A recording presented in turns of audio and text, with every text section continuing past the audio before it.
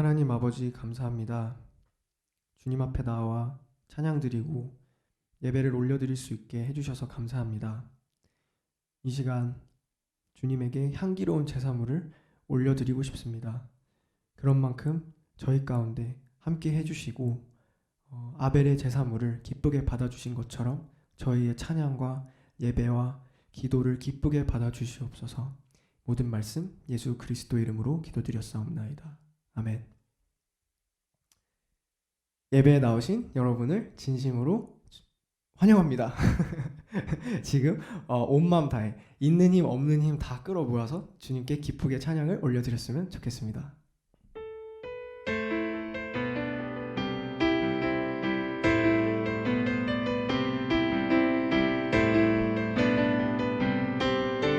찬양하세 찬양하세 찬양하세 찬양하세 찬양하세 왕께 소리 높여 찬양 드리세 찬양하세 찬양하세 찬양하세 찬양하세 왕께 소리 높여 찬양 드리세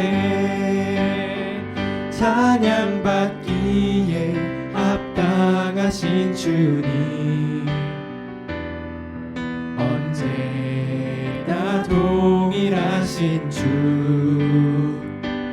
무릎 꿇고서 주 이름 외치세 예수 나의 왕 예수 나의 왕 예수 나의 왕 아멘. 찬양하세 찬양하세 찬양하세 찬양하세 찬양하세 왕께 소리 높여 찬양 드리세 찬양하세 찬양하세 찬양하세 찬양하세 찬양하세 왕께 소리 높여 찬양 드리세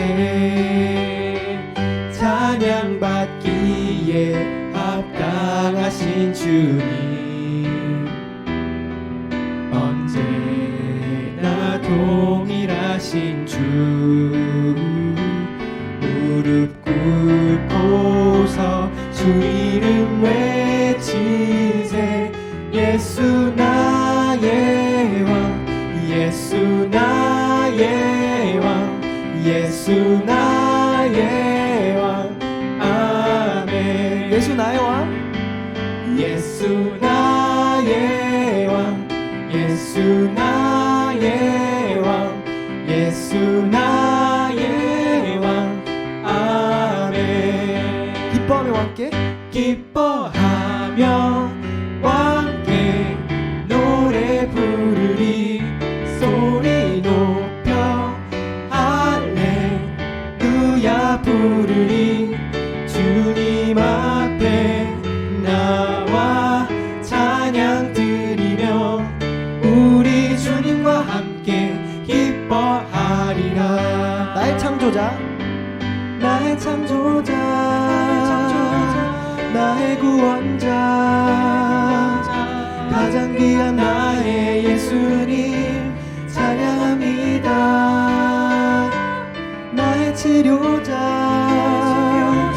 나의 선한 목자 되신 주 예수 나의 주 찬양하리. 기뻐하며 왕께 기뻐하며 왕께 노래 부르리 소리 높여 할렐루야 부르리 주님 앞에 나와 찬양 드리며 우리 주님과 함께 기뻐하리라. 나의 창조자 나의 창조자 나의 구원자 가장 귀한 나의 예수님 찬양합니다. 나의 치료자 나의 선한 목자 되신 주 예수 나의 주 찬양하리. 나의 창조자 나의 창조자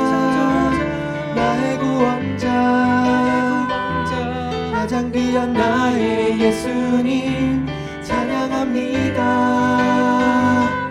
나의 치료자 나의 선한 목자 되신 주 예수 나의 주 찬양하리. 예수 나의 주 예수 나의 주 찬양하리. 마지막으로 예수 나의 주 찬양하리.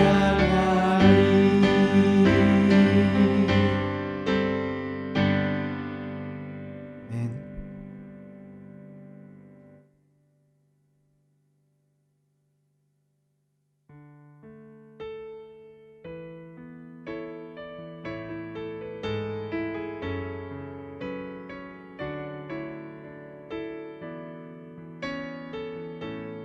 예수 우리 왕이여. 예수 우리 왕이여 이곳에 오소서. 보좌로 주여 임하사 찬양을 받아 주소서. 주님을 찬양하오니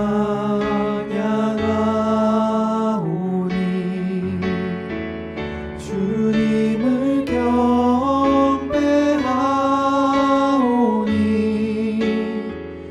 왕이신 예수여 오셔서 좌정하사 다스리소서.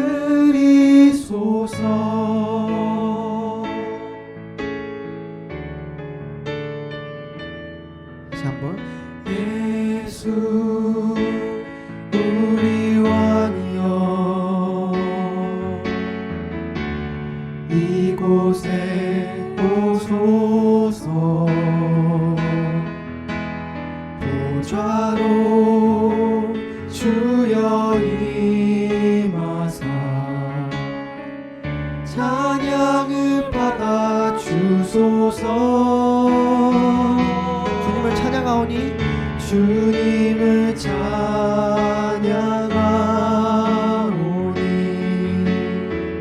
주님을 경배하오니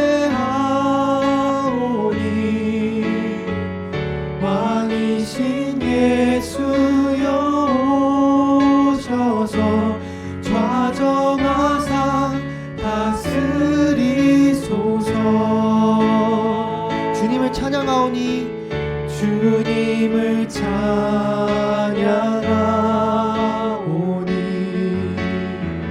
주님을 경배하오니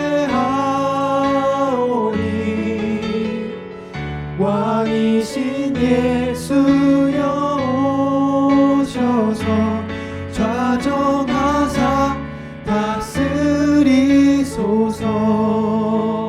목소리로만 주님을 찬양하오니 주님을 경배하오니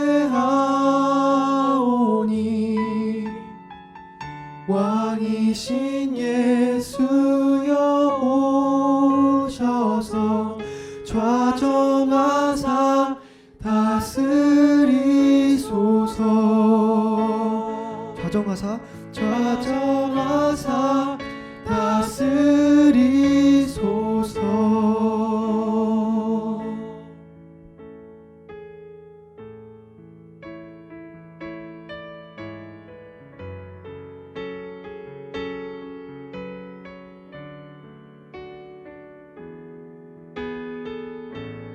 하나님의 사랑을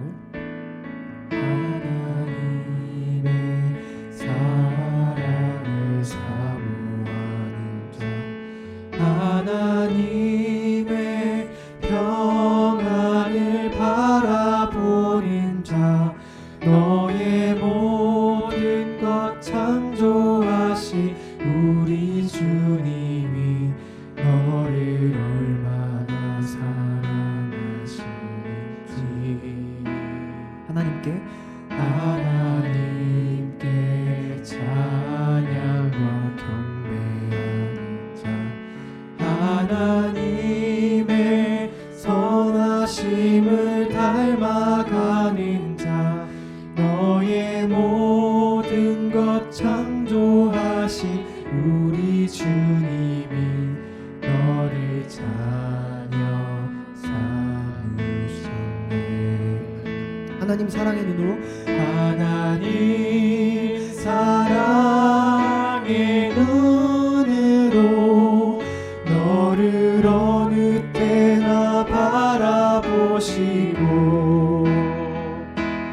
하나님 인자한 귀로서 언제나 너에게 기울이시니 어두움에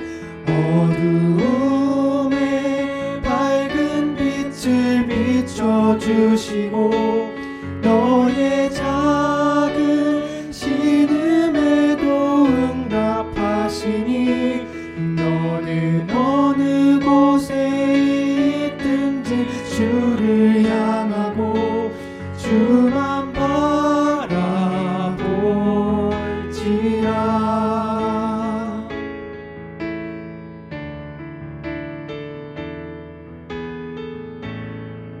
하나님의 사랑을 사모하는 자 하나님의 평안을 바라보는 자 너의 모든 것 창조하신 우리 주님이 너를 얼마나 사랑하시는지 하나님께 찬양과 경배하는 자 하나님의 선하심을 닮아가는 자 너의 모든 것 창조하신 우리 주님이 너를 자녀 삼으셨네. 하나님 사랑의 눈으로 하나님 사랑의 눈으로 너를 어느 때나 바라보시고 하나님 인자한 귀로서 언제나 너에게 기울이시니 어두움에 밝은 빛을 비춰주시고 너의 작은 신음에도 응답하시니 너는 어느 곳에 있든지 주를 향하고 주만 바라볼지라. 하나님 사랑의 눈으로 하나님 사랑의 눈으로 너를 어느 때나 바라보시고 하나님 인자한 귀로서 언제나 너에게 기울이시니 어두움의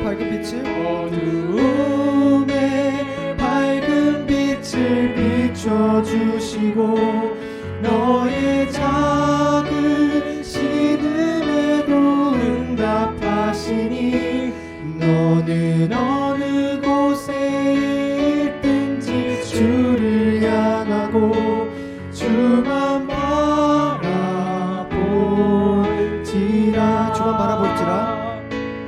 주만 바라볼지라.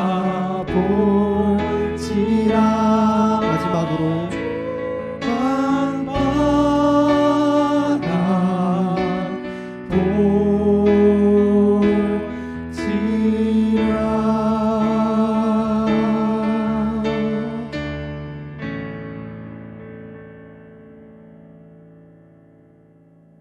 다 함께 기도로 예배 자리로 나아가겠습니다.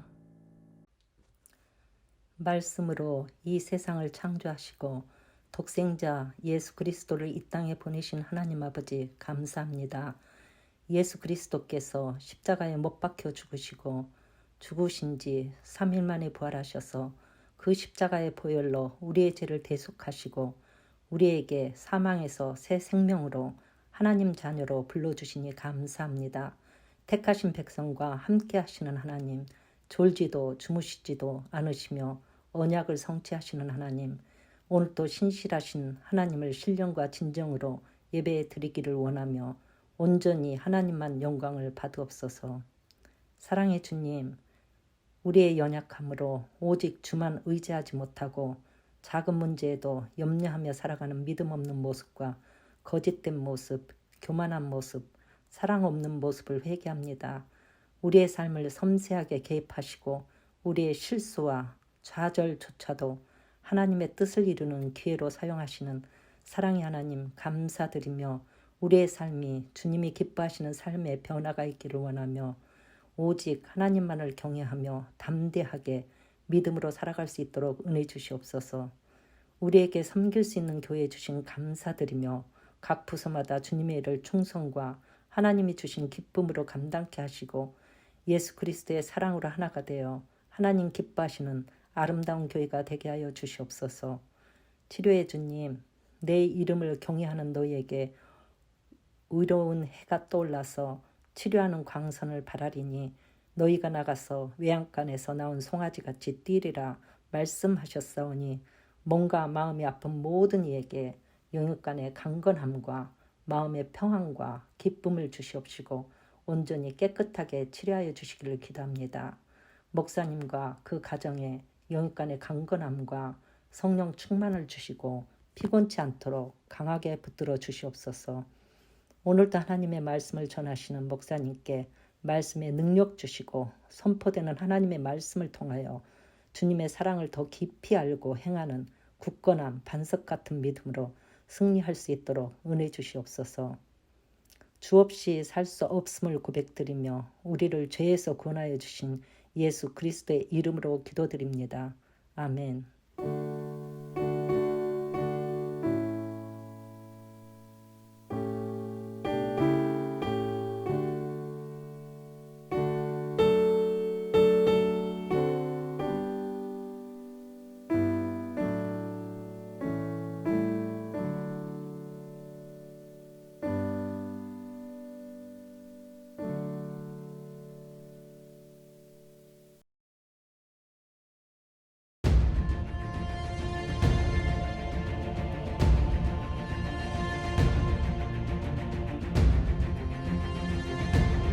One day, as Jesus and his disciples were sharing a meal, Jesus told them to wait in Jerusalem because the Lord was going to give them an amazing gift, the Holy Spirit.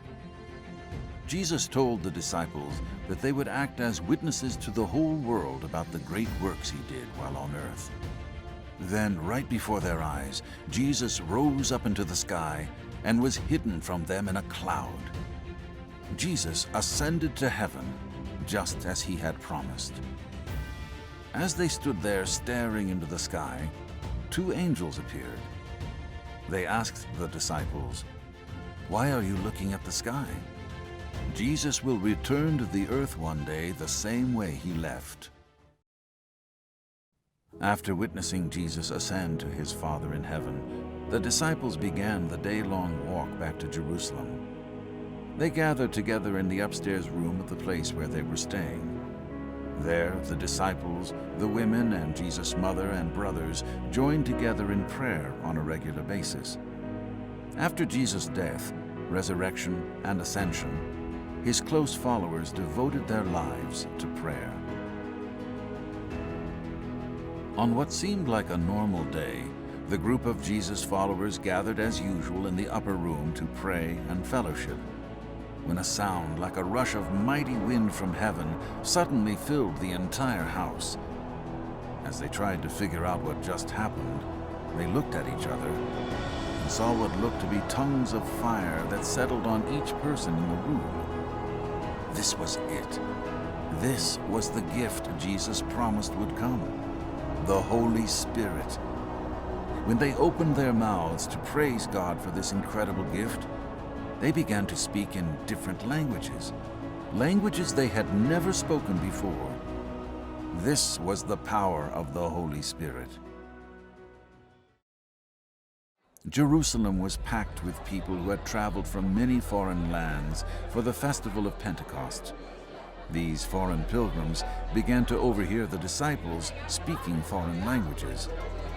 A crowd of stunned and confused people gathered outside of the house where the disciples were staying. When the disciples spoke, the people in the crowd heard them speaking in their own foreign languages. How was this possible? Some people were amazed, wondering what this could mean. But others mocked the disciples and said they were drunk. Peter came out of the house and addressed the crowd of people, explaining how they were able to speak all these languages. He told the crowd that everything that was happening at that moment had been promised long ago in Scripture. Peter explained that Jesus, the man they had put to death, was God's Son, and he had risen from the dead and ascended to heaven. Peter said, "Let everyone in Israel know for certain that God has made this Jesus, whom you crucified, to be both Lord and Messiah." When the people heard Peter's message, it pierced their hearts. Filled with sorrow, grief, and regret, they were desperate to know what they could do to make things right between themselves and God and the Messiah they did not recognize and had rejected. People in the crowd cried out to Peter and the other disciples, "What must we do to be saved?" Peter shared the simple gospel message with them. Turn from sin, turn to God, and be baptized in the name of Jesus Christ for the forgiveness of your sins. Peter continued preaching to the crowd, telling them that the promise of forgiveness of sins through repentance and baptism was for them, their children, and everyone who would believe that Jesus Christ is the Messiah. Peter urged the people to save themselves and turn away from the path of the evil Jewish leaders. About 3,000 people who heard Peter's message that day believed and were baptized. They devoted themselves to the disciples' teaching about all the great works Jesus had done and his call for us to love each other.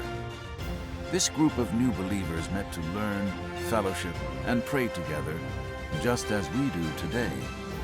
This was the birth of the Christian church.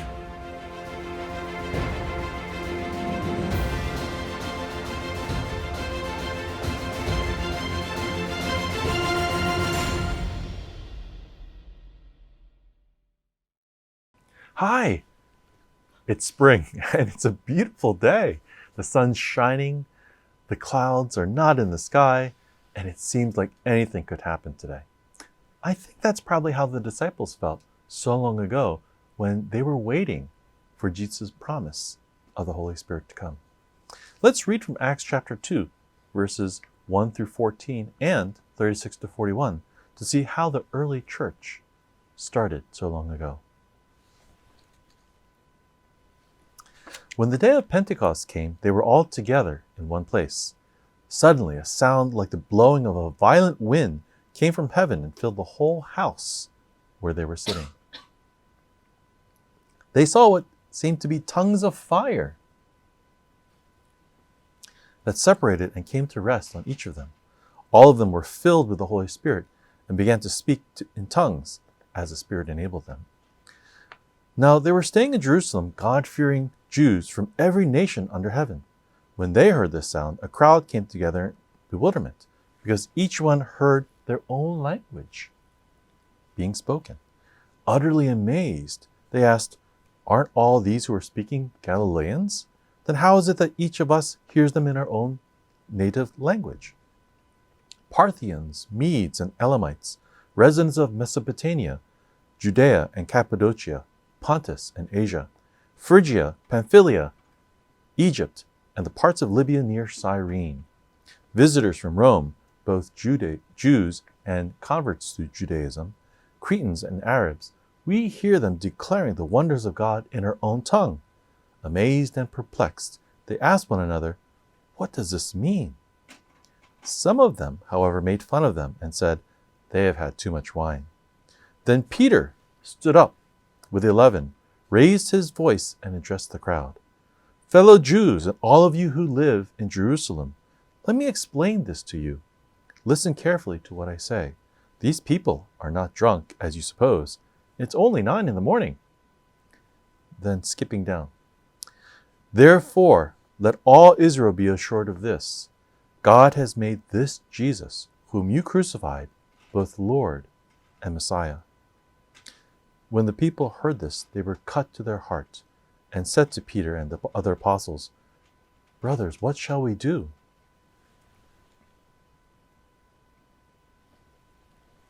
Peter replied, "Repent and be baptized, every one of you, in the name of Jesus Christ, for the forgiveness of your sins, and you will receive the gift of the Holy Spirit.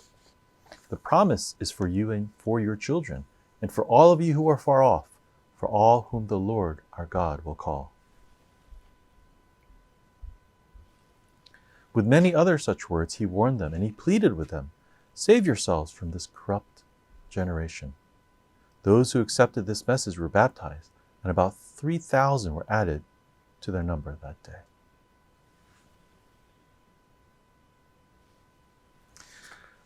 On a day very similar to this day, a beautiful spring day, the disciples were waiting by themselves in an upper room in Jerusalem.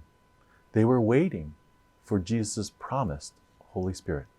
Now, they didn't know what that looked like, who the Holy Spirit was. They didn't know what to expect. But Jesus had promised them when they were eating the Last Supper before he was crucified. Jesus had promised them that he would send a Holy Spirit and they would be very happy to have that Holy Spirit with them. As Jesus was going back to heaven, he ordered all his followers to wait in Jerusalem until they would receive the Holy Spirit. And so that's what the apostles and the disciples were doing. They were waiting. They didn't know who the Holy Spirit was or what it would look like. But when the Holy Spirit came, their lives were changed. What does the Holy Spirit do? The first thing that we need to know is that the Holy Spirit lives in our hearts. He's not a person who walks around with shoes on, but he's actually a spirit, the Spirit of God, who lives in our hearts and helps us. He reminds us of who God is and that God is with us, loving us, caring for us, and helping us. The Holy Spirit can do some pretty amazing things. From today's story, we know that the Holy Spirit can form tongues of fire, can make people speak in languages they've never learned. He can also change the hearts of those people who hear what he says. The Holy Spirit can do many, many amazing things. And when we receive the Holy Spirit, there are things that change in us. The first thing that we should do is we should ask the Holy Spirit to come into our lives and into our hearts. We have to invite him in. We have to say, "Holy Spirit, please come into my heart, come into my life, because I believe in Jesus and I believe that Jesus is my Lord and Savior." When that happens, something changes in us, something amazing. But what does it look like? Well, it looks different for each person.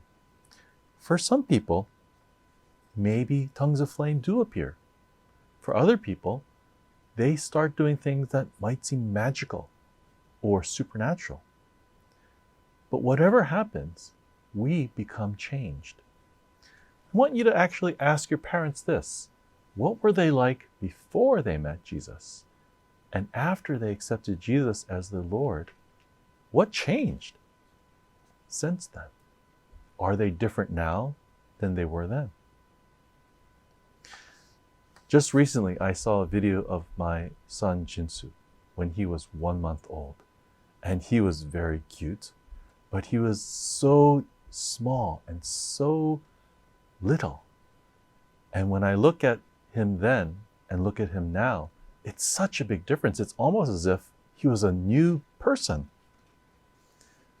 Sometimes when we look at ourselves, we don't see a change from day to day, even if the Holy Spirit is living with us and in us. But as time goes on, as you look back over the years, you may see some amazing changes happening in your life. And then you can see the footprints of the Holy Spirit in your life, where He moved when you needed Him. Looking back, we can see footprints in the sand of His presence in our lives. Maybe not each day, day to day, but as we look back. What we need to do is we need to trust and see that the Holy Spirit is good. Now, I have some questions for us to go over. Jesus told the disciples to stay in what city? Yes, in Jerusalem. Where did the disciples gather in Jerusalem? They gathered in the upstairs room of the house where they were staying. What sound filled the room where the disciples were staying? The sound of a mighty wind from heaven filled the house. Why were there so many people in Jerusalem?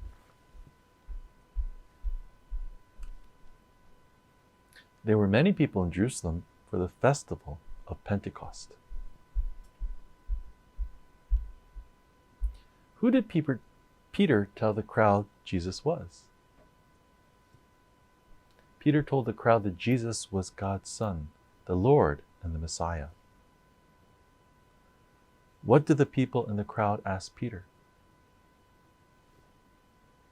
The people in the crowd asked Peter what they needed to do to be saved. How many people were baptized that day? About 3,000 were baptized that day. Have you been baptized? The big idea for today is that when the Holy Spirit came, Jesus came to live in our hearts forever. And the memory verse comes from Acts chapter 2, verse 38. Repent and be baptized, every one of you, in the name of Jesus Christ, for the forgiveness of your sins, and you will receive the gift of the Holy Spirit. Let's pray. Holy Father, we thank you for your promises, because whatever promises you make, they are always fulfilled. And you promised us that the Holy Spirit would be with us, that the Helper would be with us each and every day, would never leave us and never forsake us. We thank you, Lord, for the gift of the Holy Spirit, who lives in us, lives in our hearts, and helps us every day to do and want to do what is right and pleasing in your sight. We ask, Lord, that we will always hold on to the Holy Spirit, and that the Holy Spirit would transform and change us, so that someday, when we look back on our lives, we too will rejoice and say, God was with us every step of our lives, and we thank you for being with us this day. In Jesus Christ's name we pray. Amen. 교회 소식입니다. 주일 예배에 참석하신 모든 분들을 주님의 이름으로 환영합니다. 2021년 상반기 동안 아래의 기도 제목들로 각자 계신 곳에서 한 마음으로 기도하여 주시기 바랍니다. 코네 교회 건물 사용에 대해서 학교 측과 새로운 계약을 준비하고 있습니다. 자세한 상황은 주보를 참고 부탁드리며 문제가 잘 해결될 수 있도록 성도님들의 많은 기도 부탁드립니다. 5월까지 주일 예배는 기존과 같이 12시 45분부터 온라인으로 드려집니다. 헌금은 수표나 온라인 헌금 사이트를 통해 보내주시기 바랍니다. 입교식이 연기되어 5월 2일 오전 10시에 로스쿨 잔디밭에서 진행될 예정입니다. 입교를 준비하는 모든 분들을 위하여 많은 기도 부탁드립니다. 이번 주는 비전센터 헌금이 있는 주일입니다. 성도님들의 많은 참여와 기도 부탁드립니다. 다음 주는 선교 헌금이 있는 주일입니다. 성도님들의 많은 참여와 기도 부탁드립니다. 유재현 장로님의 취임식이 7월 17일에 진행될 예정입니다. 오늘 기혼 목장지기 성경 공부는 오후 3시 줌으로 진행됩니다. 이번 주 금요일인 4월 23일 저녁 6시에 청년부 1일 봄 수련회가 진행될 예정입니다. 중고등부의 버추얼 토요 모임이 첫째, 셋째 주 토요일 저녁 8시에 진행됩니다. 2021년 봄학기 한글학교의 후원과 수고해주시는 모든 분들을 위하여 성도님들의 많은 기도 부탁드립니다. 매일 새벽 예배는 생명의 삶 순서에 따라 기도드리시기 바랍니다. 날씨가 좀 변덕스럽습니다. 우리 성도님들 건강에 유의하시고요. 기도 제목을 하나 나누려고 합니다. 교회 광고 시간에 여러분들 들으셨겠지만 우리 교회가 속해 있는 이 단체인 CURW와 건물에 대해서 이 종교 활동과 또 건물 사용 이 계약 두 가지를 매년마다 계약을 맺어야 하는 이 새로운 변화를 우리 교회가 맡게 되었습니다. 교회가 감당해야 할 부분으로서는요, 이 학교가 제시하는 이 기본적인 종교 활동의 이 방침을 따라야 되고, 또 건물 사용에 대해서는 6가지 정도에 해당되는 이 기본 보험들을 우리 교회가 준비해야 하는 것으로 알고 있습니다. 특히 건물 사용에 대해서 이 코넬 학생들 중심의 이 종교 활동으로 진행하다 보니까 그런 방침에 따라서 우리 교회로서는요, 다른 공간을 준비해야 할 과제가 되고 있습니다. 아직 결정 난 것은 아닙니다. 좀 학교 측과 이렇게 논의 중인데요. 여러분들 기도해 주시기를 부탁드리고, 그래서 상세한 내용들은 우리 재직회를 통해서 우리 성도님들에게 더 자세하게 또 말씀을 드리는 그런 시간을 갖도록 하겠습니다. 우리 성도님들 기도하실 때요, 새로운 변화를 하나님의 뜻 가운데서 지혜롭게 대처하고 잘 준비해 나가고 또 하나님의 은혜가 풍성하게 우리 교회에 흘러넘치도록 위해서 기도해 주시기를 부탁드립니다. 우리 잠깐 한번 기도할까요? 아버지 하나님, 40년 동안 이 코넬에서 또 우리 캠퍼스에서 우리 교회가 중심이 되어서 또 교회가 운영되어 왔습니다. 또 새로운 변화를 맞아서 또 저희들에게 도전을 주고 있는 가운데 있습니다. 아버지 하나님, 이 모든 것 위에 주님의 은혜가 넘쳐나게 하시고 지혜롭게 모든 것을 잘 선택하고 결정하는 우리 교회가 될 수 있도록 은혜 충만케 역사하여 주시옵소서. 모든 것을 맡기며 감사드리며 우리 주 예수 그리스도 이름으로 기도합나이다. 아멘. 네, 오늘 주시는 말씀은 요한복음 4장 46절에서 53절입니다. 예수께서 또다시 갈릴리 가나로 가셨다. 그곳은 전에 물로 포도주를 만드신 곳이다. 거기에 왕이 신하가 한 사람이 있었는데 그 아들이 가버나움에서 앓고 있었다. 그 사람은 예수께서 유대에서 나와 갈릴리로 들어오셨다는 소문을 듣고 예수께 와서 제발 가버나움으로 내려와서 아들을 고쳐 주십시오 하고 애원하였다. 아들이 거의 죽게 되었기 때문이다. 예수께서 그에게 말씀하셨다. 너희는 표징이나 기이한 일들을 보지 않고는 결코 믿으려고 하지 않는다. 그 신하가 예수에게 간청하였다. 선생님, 내 아이가 죽기 전에 내려와 주십시오. 예수께서 말씀하셨다. 돌아가거라. 내 아들이 살 것이다. 그는 예수께서 자기에게 하신 말씀을 믿고 떠나갔다. 그가 내려가는 도중에 종들이 마중 나와 그 아이가 살아났다고 보고하였다. 그가 종들에게 아이가 낫게 된 때를 물어보니 어제 오후 1시에 열기가 떨어졌습니다. 하고 종들이 대답하였다. 아이 아버지는 그때 예수께서 그에게 내 아들은 살 것이다 하고 말씀하신 바로 그 시각인 것을 알았다. 그래서 그와 그의 온 집안이 함께 예수를 믿었다.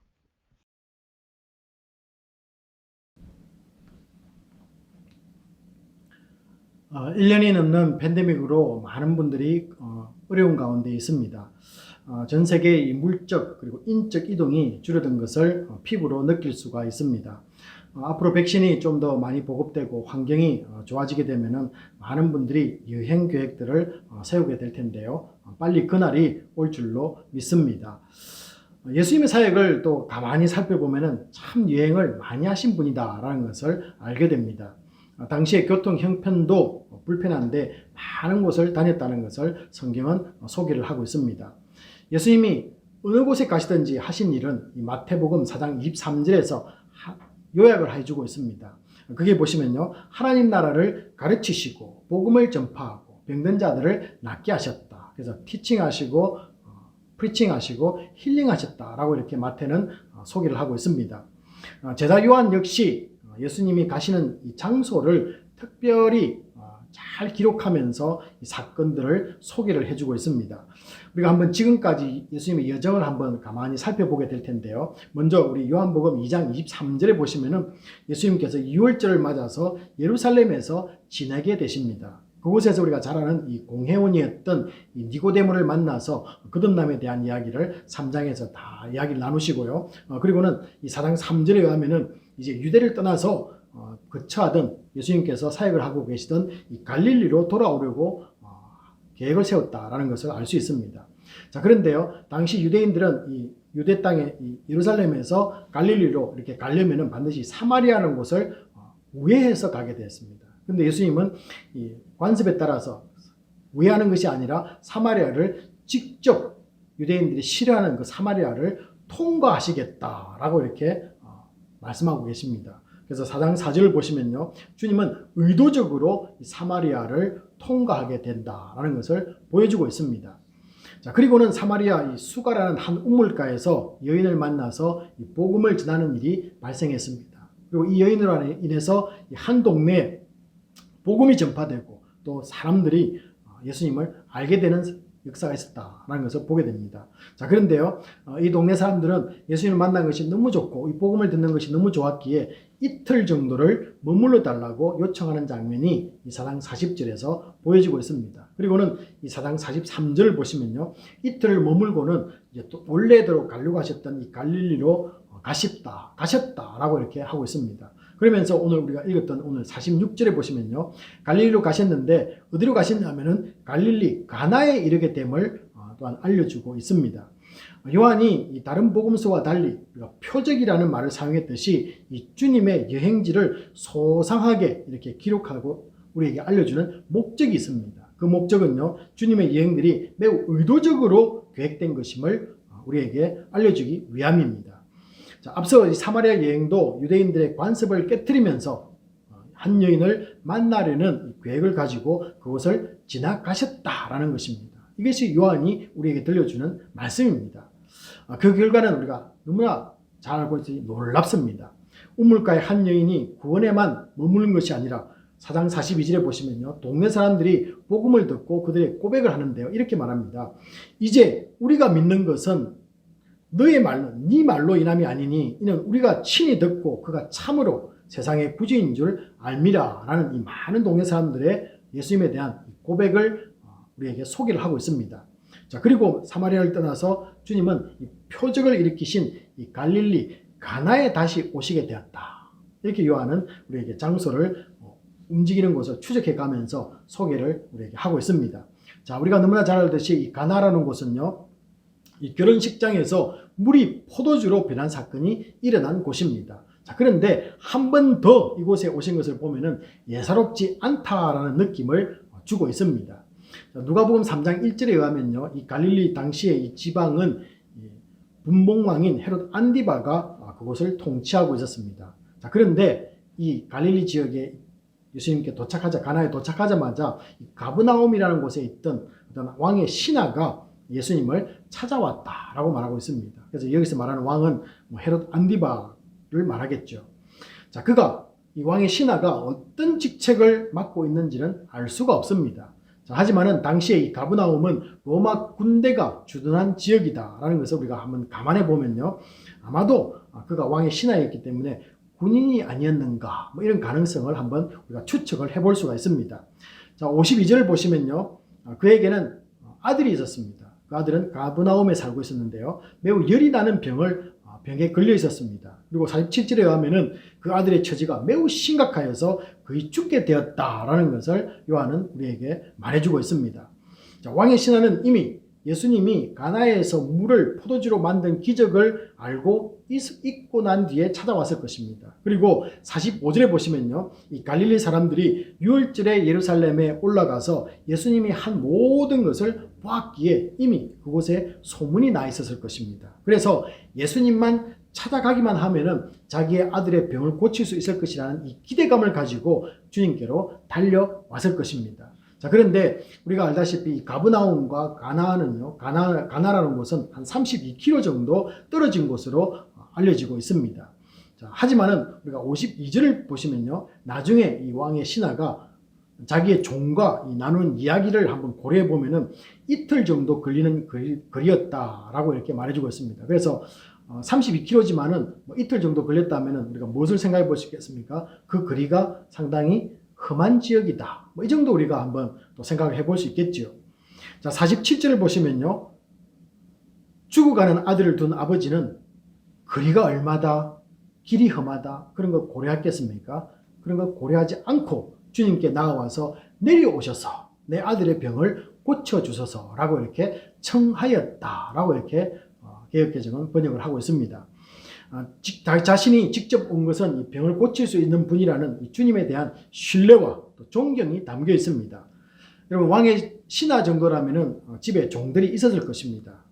종들에게 뭐 그 일을 하도록 명령할 수도 있었을 것입니다. 그러나 본인이 직접 찾아와서 요청하는 것을 볼 때 이 왕의 신하에게 어떻습니까? 신뢰와 존경과 또 겸손함까지 보여주고 있다라는 것입니다. 또 그리고 얼마나 자기가 아버지가 직접 찾아온 것은 아들이 매우 심각하고 위급하다는 것을 예수님께로 전달하고 싶은 마음이 그에게 나타났던 것이죠.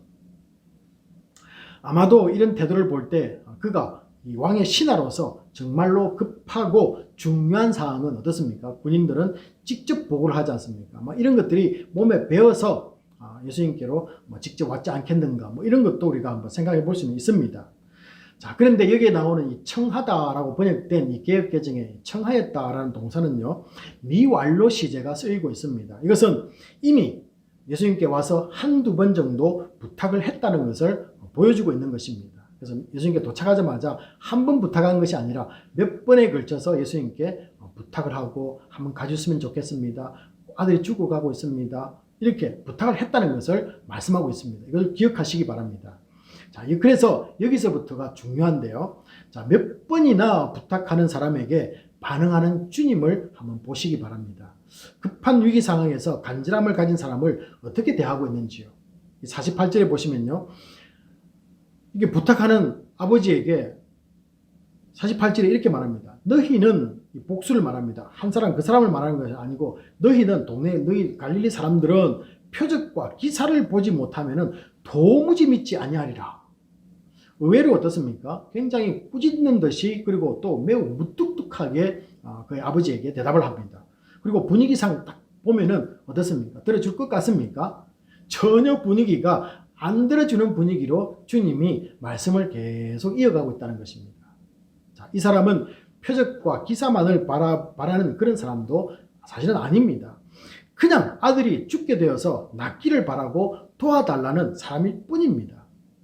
자, 그러므로 우리는 여기서 살펴보아야 할 것은요, 왜 주님은 이런 절박한 사람의 이 간청을 한 번에 들어주지 않고 애타게 만들고 있느냐라는 것입니다. 주님도 이상하시죠. 이 문제를 한번 묵상해 보려고 합니다. 사실 주님의 이런 모습은 여기서만 나타나는 것은 아닙니다. 예수님이 지금까지 보여주셨던 그 행적들을 보시면요, 이렇게 무뚝뚝하시고 한 번에 응답하시는 것도 있지만은 한 번에 응답하지 않고 또 안 들어주실 것 같은 뉘앙스로 이렇게 말하는 분위기가 있었다는 것입니다. 예를 한번 들어보겠는데요. 우리가 너무나 잘 아는 예부터 한번 보죠. 지난번에 똑같은 장소인 가나라는 곳에서 결혼식장에서 어떤 일이 있었습니까? 포도주가 떨어짐을 보고 어머니 마리아가 아들에게 말했습니다. 그때 예수님께서는 이렇게 말합니다. 여자여, 나와 무슨 상관이 있나이까? 라고 대답했던 것들을 보면은 여러분들이 예수님이 어떻게 대하고 있는가를 한번 상상해 볼 수 있을 것입니다. 또 하나 예를 한번 들려고 합니다. 우리가 잘 알고 있는 마가복음 7장 27절에 이방 여인인 이 수르보니게 여인이 귀신 들린 자기 딸을 고쳐달라고 요청할 때도 예수님은 비슷한 모습을 보이고 있습니다. 이방 여인의 간절한 요청을요, 예수님이 이렇게 말합니다. 자녀로 먼저 배불리 먹게 할지니 자녀의 떡을 개들에게 던짐이 마땅치 아니하리라 라고 이렇게 이방인을 격화시키는, 그리고 말투가 시큰둥한 대답을 하게 되는 모습을 보게 됩니다. 이방 여인이나 오늘 나오는 이 왕의 신하 역시 둘 다 어떻습니까? 아픈 자녀를 가진 부모라는 것입니다. 아니 그 당시에 예수님이 지금 결혼도 안 해가지고 아이를 안 가졌기 때문에 그 아버지의 부모의 마음을 모르고 있을까요? 뭐 그렇게 우리가 해석할까요? 그건 아닌 것 같습니다. 자, 그들은 주님으로부터 이런 말투, 그리고 주님의 태도, 얼굴의 모습, 뭐 이런 것들을 볼 때 어떻습니까? 마음이 상해서, 그리고 가장 상한 것은 자존심이 상하는 소리를 들었다는 것입니다. 얼마나 자존심이 상했겠습니까? 이방 여인으로, 그죠? 취급하면서 개들에게나 이런 말을 하고요. 또 어떻습니까? 너희들은 보는 것만 믿는다라고 이렇게 그 왕의 신하를 낮추는 말, 뭐 이런 것들을 듣게 하는 거, 얼마나 이 자존심이 상하겠습니까? 무슨 의도로 주님은 이렇게 하는 것일까? 이게 궁금합니다. 자, 그러나 예수님의 의도는 우리는 잘 알 수는 없습니다. 하지만은 부탁하는 사람의 입장에서는 지금 이 장면을 보면서 어떤 걸 느낄 수 있습니까? 억장이 무너지는 거죠. 자, 여기서 많은 사람들은 주님의 이 냉소적인 태도에 실망할 수도 있습니다. 여러분은 어떠신지요? 그래서 내 기도 안 들어주실 것 같아 라고 미리 판단하고 더 이상 나아가는 것을 멈추어 있는 분이 있을 수 있습니다. 아니면은 힘들고 어려워서 주님의 손길이 꼭 필요할 때에도 주님께 관심조차 두고 있지 않는 분도 있을 수 있습니다. 나아가는 것조차 잊고 사는 분도 있을 수 있습니다. 내 일에 바빠서 한두 번 기도하고, 또 아니면 시간 나면 기도하고, 생각나면 기도하는 그런 모습이 우리에게 있지는 않는지요. 자, 그러나 성경의 인물들은요, 일단 두 가지 특징이 있습니다. 일단 포기하지 않는다. 그리고 주님께 도전적이라는 태도를 보여서라도 응답을 받아낸다는 것입니다. 그리고 꼭 기억하시기 바랍니다. 포기하지 않는다. 주님께 도전해서라도 응답받는다. 자, 우리 마가복음 7장 28절에 수르보니게 여인부터 한번 볼까요? 이렇게 말합니다. 예수님께서 뭐 개들에게나 던진다라는 말을 딱 듣자마자 주여 올소이다마는 상 아래 개들도 아이들이 먹던 부스러기를 먹나이다 라고 이렇게 대답을 합니다. 그녀의 대답은 언뜻 듣기에는 우리가 매우 도전적으로 들리지만 사실은 어떻습니까? 그 속에 간절함이 들어있다는 것입니다. 간절함. 낳고자 하는, 아이들을 낳게 하고 싶어하는 그 부모의 마음이 들어있다는 것이죠. 자, 그렇다면 오늘 본문의 이 왕의 신하가 예수님께 청하는 내용을 살펴보면 그에게도 정말로 이 절실함이 있느냐, 느껴지느냐를 우리가 한번 체킹해 보아야 될 것입니다. 자, 그런데 우리가 상식적으로 한번 생각해 보십시오. 아들이 병이 들었다. 그리고 지금 죽어가고 있는 상태라면은 간절함이 없이 의사를 찾아갈 사람, 예수님을 찾아왔겠습니까? 이게 상식입니다. 자, 그럼에도 불구하고 한번 말씀을 보면서 한번 체킹해 보도록 하죠. 우리 4장 47절에 보시면요, 이렇게 아버지는 이렇게 말합니다. 내려오셔서 아들의 병을 고쳐주셔서 거의 죽게 되었습니다. 여러분, 거의 죽게 되었다는 이 말씀에서 그의 청함 속에는 분명히 간절함이, 호소함이 있었을 것입니다. 그래서 이 번역을요, 우리 개정에서는 청하다라고 번역했는데 이 새 번역과 영어 성경 대부분은 좀 더 강한 의미를 살려서, 원어적인 의미를 살려서 뭐라고 되어 있냐면은 새 번역에서는 애원했다, 간절히 애원했다. 영어 성경에서는 NIV 같은 경우는 begging이라는 단어를 쓰고 있고요, NASB 같은 데서는 implore라는 단어를 쓰고 있습니다. 간절하게 애원했다, 이런 단어를 번역을 하고 있습니다. 자, 그런데도 주님은 응답하지 않으십니다. 그리고는요, 응답에 있기 전에 48절에 한 번 더 신하의 마음을 애타게 만드는 말씀을 하고 있습니다. 뭐라고 말씀합니까? 참 이상하지 않습니까? 게다가 주님이 그 48절에서 말씀하시는 것은요, 책망하는 대상이 왕의 신하, 이 아버지인지도 분명하지가 않습니다. 왜냐하면 신하가 표적과 기사를 보지 못하면 믿지 못하는 사람이었다면 직접 당사자에게 네가 바로 그런 사람이야 라고 이렇게 말했을 텐데요. 그 48절을 보시면 주님은 복수 너희라고 애매하게 말하고 있다는 것입니다. 물론 그 사람도 포함되어 있는 그런 뜻이기도 합니다만, 그러나 다이렉트리 말하고 있지 않는 거죠. 자, 이 말씀을 들은 왕의 신하는요, 즉각적으로 요한복음 4장 49절에서는 다시 한 번 더 간청하는 모습을 보입니다. 그럼 무엇을 느꼈을까요? 또 무엇을 깨달았을까요? 또 주님의 의도는 또 그것에 48절에서 무엇이 담겨 있었을까요? 이것을 한번 종합적으로 생각해 봐야 되고 묵상해야 된다는 것입니다. 49절에서 나왔던 이 왕의 신하는요, 그 말투에는 왕의 신하는 주여 내 아이가 죽기 전에 내려오소서라는 말을 합니다. 어쩌면은 더 강하게 한 번 더 예수님께 애원하는 그런 모습이 나타나는 것입니다.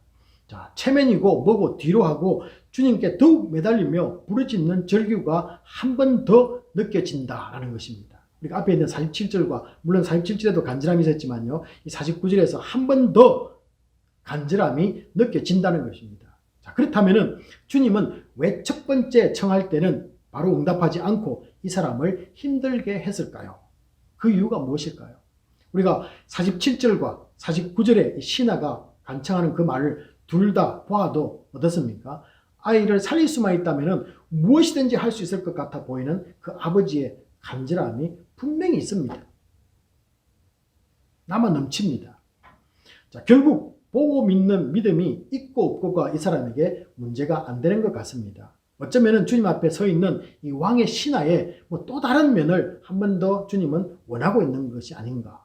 그래서 저는 여기에서 주님이 원하시는 것은 바로 왕의 신하의 자존심이 깨어지기를 바라고 있다라는 그런 묵상을 해보았습니다. 자존심이 깨고 싶다는 것입니다. 자, 앞에서 언급하다라는 이 청하다라는 동사는요, 미완료 시제로서 제가 말씀을 드렸습니다.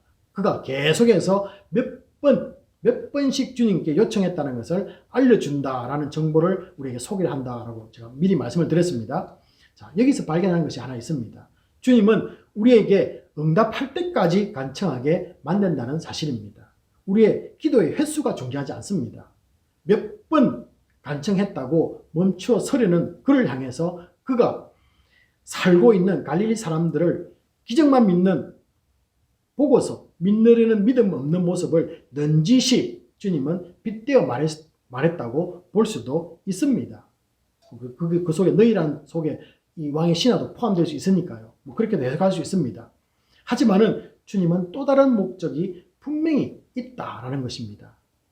그래서 다시 한 번 더 우리가 한번 이 본문을 살펴봐야 할 것들이 있는데요. 그것은 왕의 신하라는 그 단어입니다. 왕의 신하는 원문을 살펴보면요, 왕에게 속한 사람이다라는 그런 원어적 의미를 보아서 상당히 고위직에 해당되는 고관이었다라는 것을 말해주고 있습니다. 굉장히 고위직입니다. 굉장히 자존심이 강한 사람이겠죠. 자, 그리고 아들이 병들었다라는 동사는 아까도 말씀드린 것처럼 오랫동안 병을 앓고 있다. 그리고는 또 청했다는 것을 몇 번이나 강구했다는 것을 제가 말씀을 드렸습니다. 자, 이런 아들이 곧 죽게 된 상황에서 병고침을 간청하긴 했지만은 이제 더 이상 간청하는 것을 멈출 수 있는 위기라는 것을 생각해 볼 수 있는 장면이라는 것이죠.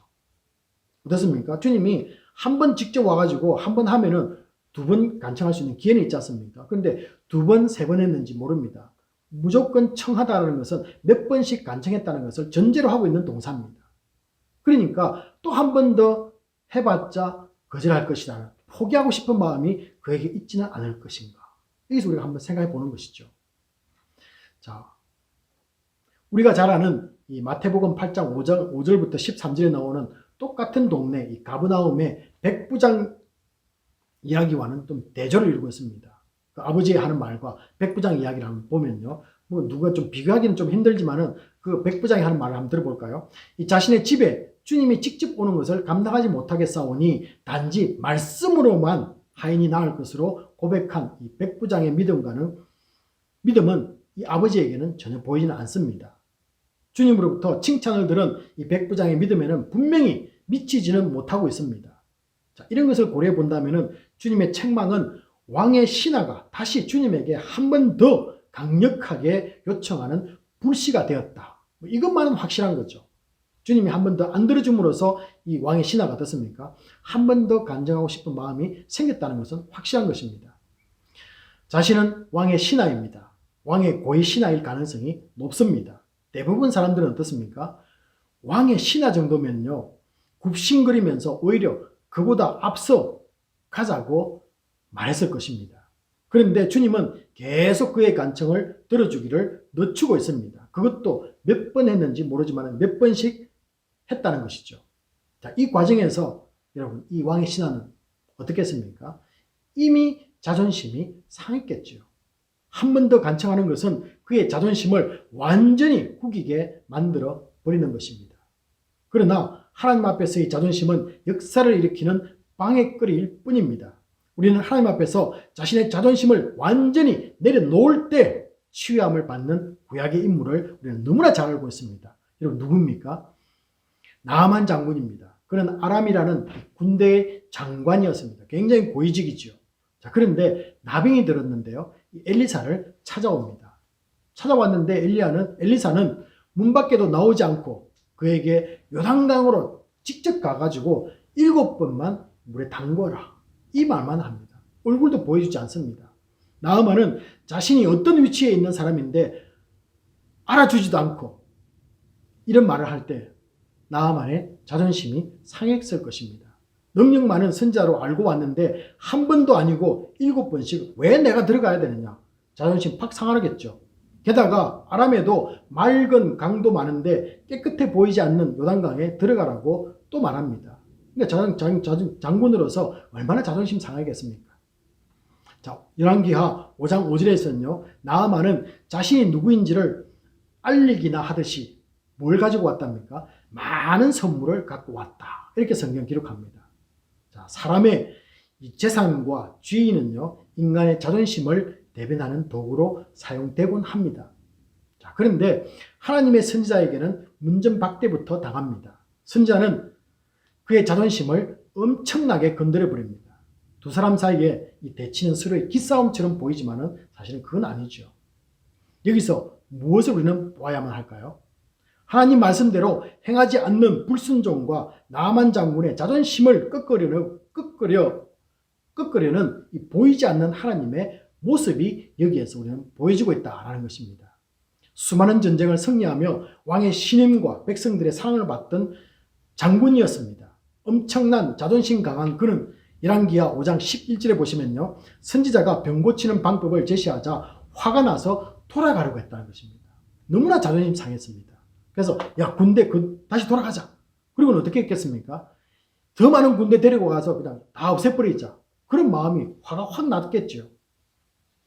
열왕기하 5장 9절에서처럼요, 군사를 이끌고 오면은 선지자가 어떻게 했을 것이라고 자기는 기대를 하고 왔습니까? 그의 위험 앞에 선지자가 뛰어나와서 굽신거리면서 자신의 병을 고쳐줄 것을 예상했는지도 모릅니다.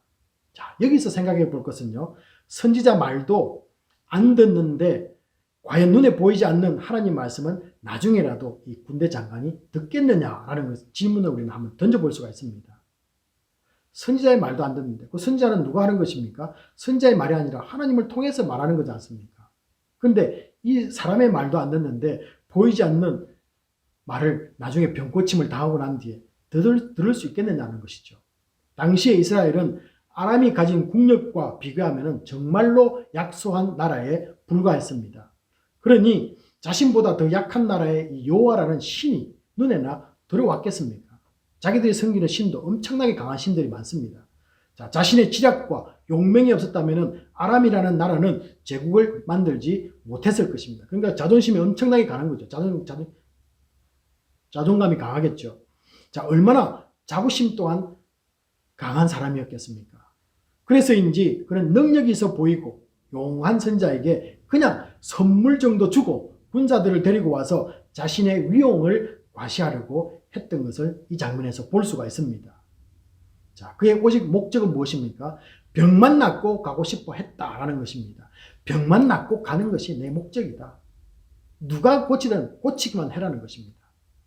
하지만 하나님은 그를 위한 다른 계획을 가지고 계셨던 것입니다. 이것이 중요합니다. 그를 향한 다른 계획.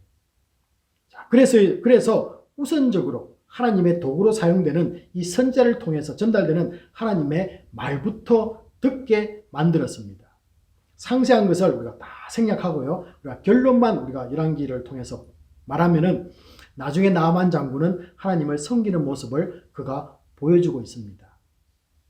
이것이 바로 하나님이 그에게 배려하신 은혜입니다. 고칠 수 없는 불치의 나병이라는 이 병으로 말미암아 그가 하나님을 진정으로 만나고 하나님의 자녀가 되었던 것입니다. 비록 이방인으로 살아가지만 하나님의 말씀을 떠나 사는 것이 아니라 진정으로 말씀에 순종하며 살아가는 하나님의 백성으로 거듭났다는 것입니다. 여기 본문에 오늘 우리가 읽은 이 왕의 신하 역시 죽어가는 아들의 병고침을 목적으로 왔을 뿐입니다. 그의 말을 보면요, 그냥 병 낫기만 원해서 주님이 가면 됩니다. 뭐 이것만 강조하고 있는 거죠. 주님과 이어지는 대화로 오히려 어떻습니까? 자존심만 상해가고 있었습니다. 그러나 마지막으로 그의 자존심마저 내려놓는 주님의 도전 앞에 그는 순종했습니다. 이게 또 중요하죠. 그리고 정말 죽기보다 하기 싫은 간절한 요청을 한 번 더 주님께 49절에서 했던 것입니다. 그래서 47절과 49절이 있고요. 그 사이에 48절에 주님이 한 번 더 그에게 도전을 던지는 말씀이 그 속에 끼어 있다라는 것입니다. 주님은 그의 모습을 보시고 50절 상반절에 보시면요. 가라, 네 아들이 살아있다 라고 이렇게 말씀해 주십니다. 죽기보다 싫은 내 자존심을 주님 앞에 발 앞에 내어 드릴 때 그에게 역사는 일어났습니다. 50절 하반절에서는요. 그럼 분명 예수님 말만 듣고 믿음을 가진 사람으로 변했습니다. 그리고 자신은 물론 온 집안이 다 믿는 축복을 받았다고 53절에서는 기록을 하고 있습니다. 하나님 앞에서 지키려는 자존심이 우리에게 있는지요? 세상에서 잘되고 높은 자리에 앉는 것이 하나님이 우리의 기도를 들어줘야 할 이유가 되지 못합니다. 여러분의 높은 지위, 그것 하나님이 기도 들어주실 조건이 아니라는 것이죠. 그것 때문에 여러분의 기도에 응답해야 하는 하나님이 아닙니다. 경기에서 금메달 따고 하나님께 영광을 돌렸는데 이제 나를 하나님이 무시하니 자존심에 금이 가시는지요? 주님 위에 이렇게 섬기고 헌신한 나 같은 사람의 기도를 외면하니 자존심이 팍 상하는지요? 어떤 이유에서든지 내 마음 상하게 만든 주님 앞에 붙잡고 있는 나의 자존심을 한 번만 더 포기하는 결단이 있기를 바랍니다. 왕의 신하가 주님 앞에서 한 것처럼 몇 번만 요청하는 차원의 기도를 우리는 뛰어넘어야 하는 것입니다. 청했다는 것은요, 몇 번을 청했다는 것입니다. 그러나 한 번 더 청함이 있어야 되는 것이죠. 기도도 마찬가지입니다. 여기까지 했는데 안 들어주시는 것 보니까 안 들어주실 것 같아가 아니라 한 번 더 하자라는 것입니다. 그래서 우리는 기도와 다른 기도를 뭐라고 말합니까? 간구라고 말합니다. 그래서 우리에게는요, 기도와 간구가 있어야 된다라고 성경은 말씀하고 있습니다. 간구는 주님이 응답할 때까지 내 자존심이 상해가면서 부르짖는 기도입니다. 내 자존심이 상해야 돼요. 보지는 못하지만 살아계신 하나님을 믿고 그분 앞에 서서 나의 기도 제목을 다시 한 번 더 아뢰는 것을 우리는 간구다 이렇게 말합니다. 하나님께 간구할 때 인간적인 자랑은 모두가 다 사라집니다. 왕의 신하로서 자랑, 돈을 가졌다는 자랑, 높은 지위에 앉았다는 자랑, 그 모든 것이 하나님 앞에 사라지는 것이죠. 오직 나의 상한 마음만 주님 앞에 내어놓는 것입니다. 그리고 만신창이가 된 나를 바라보아야만이 이것이 나의 자존심을 내버린 증거입니다. 그때 주님께로부터 응답을 기대할 수가 있습니다. 자존심은 가장 버리기 힘든 내가 자랑하는 자기의입니다. 성령의 역사를 방해하는 장애물입니다. 그렇기 때문에 자존심을 갖고는 나의 문제를, 기도의 응답을 받을 수가 없다는 것입니다. 자존심을 내버려야만이 내 속은 믿음으로 채워지게 됩니다. 믿음만이 하나님의 아버지를 움직일 수 있기 때문에 그렇습니다. 지금까지 응답받지 못한 내 삶에 하나님의 개입을 맛보게 될 것입니다. 하나님의 움직임이 내 속에서 느껴지는 것을 우리는 맛보게 되는 것입니다. 내 뱃속에서 깊은 곳에서 흘러나오는 이 평강을 우리는 알 수가 있습니다. 영혼의 감동이 느껴지게 될 것입니다. 나 스스로 만들어내는 감정이 아닙니다. 성령이 나에게 다가오시며 지금까지 거부했던 이 주님의 사랑을 느끼게 만드십니다. 나를 안아주시면서 너도 세상을 품으라고 말씀하시는 이 주님의 음성을 듣게 됩니다. 이 놀라운 선물을 위해서 이제 내 자존심을 내려놓는 성도님들이 되시기를 주님의 이름으로 축복합니다. 이 시간은 주신 말씀 붙잡고 우리 함께 기도하는 시간인데요. 나의 어려운 문제 가운데 주님이 함께 해주심을 먼저 여러분 감사하시기 바랍니다. 그리고 두 번째는요. 때로 힘들고 어려운 일이 생기면 하나님 앞에 나아가는 것 머뭇거리게 됩니다. 지금까지 도와주신 하나님이 이번에는 응답에 지체할 때 우리 마음이 상할 수 있습니다. 특별히 나의 자존심까지도 내어놓을 수 있는 믿음을 달라고 우리 같이 한번 기도하도록 하겠습니다. 먼저 감사하시고 하나님께 내 자존심 주님 내려놓기 원합니다. 라고 이렇게 기도하겠습니다. 아버지 하나님 오늘 말씀을 통해서 들려주시는 귀한 생명의 말씀을 저희들 기억합니다. 아버지 하나님 왕의 신화를 통해서 우리에게 말씀하시는 기회를 합니다. 먼저 어려운 문제 가운데 주님이 함께 하신다는 믿음을 사랑합니다. 때로는 감사가 있으면 나의 기도에 응답하시는 주님께 신뢰하는 기도하겠습니다. 내 자존심 내려놓으시면서 주님을 나아가는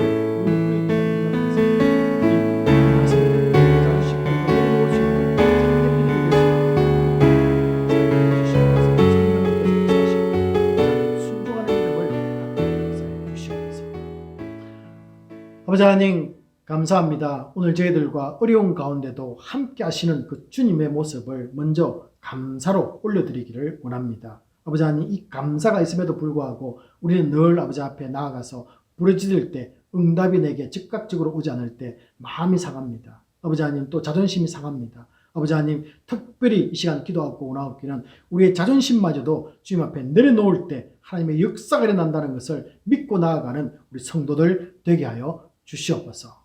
모든 것을 맡기며 감사드리며 예수님 이름으로 기도합나이다. 아멘.